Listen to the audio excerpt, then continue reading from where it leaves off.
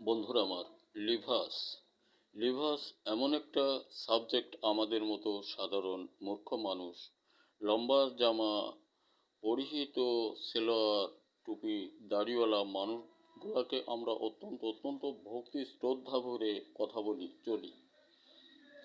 আজ নগদ একটা বাস্তব ধারণা আমি টোটাল মানুষ সমাজকে জানাচ্ছি যে স্থান আলোক দেয়া ইসলামিক ব্যাংক থেকে এটিএম কার্ড থেকে বোঝালো যে টাকা উঠাইছে ওর 1 টাকার ড্যাম।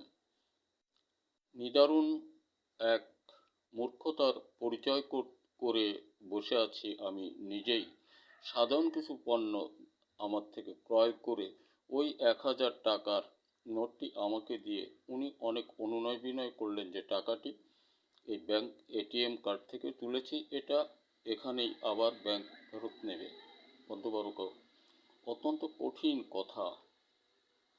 টাকাটি বোধ করি কী হবে জানি না, তবে ওই লম্বা দাড়িওয়ালা টুপিওয়ালা 4-5 হাত লম্বা কাপড় ড্রেসওয়ালা উনি সমগ্র হুজুরদের মুখে একটা কলঙ্কঘাত থুকসহ প্রমাণ করে গেলেন।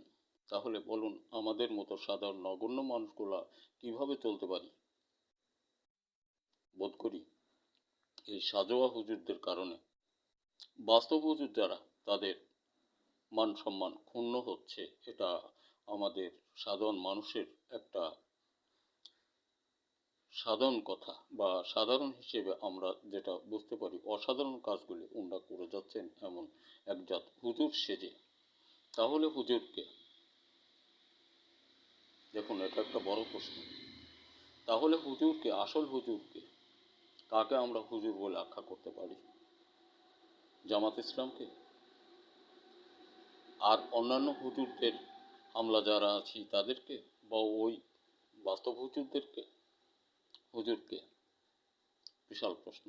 দেশময় ছেলেমেয়েরা সতর্ক হও, লেখাপড়া সাথে স্বরচিতে লেখার মতো তৈরি আবিষ্কারের রাস্তা প্রশস্ত করো। এটাই তোমার ভবিষ্যৎ জীবন, এবং এখানেই তোমার ভবিষ্যৎ গড়তে পারবে। চুরি ডাকাতি বদমাইশি ছাড়া, অন্যথায় ওইগুলোই করতে হবে।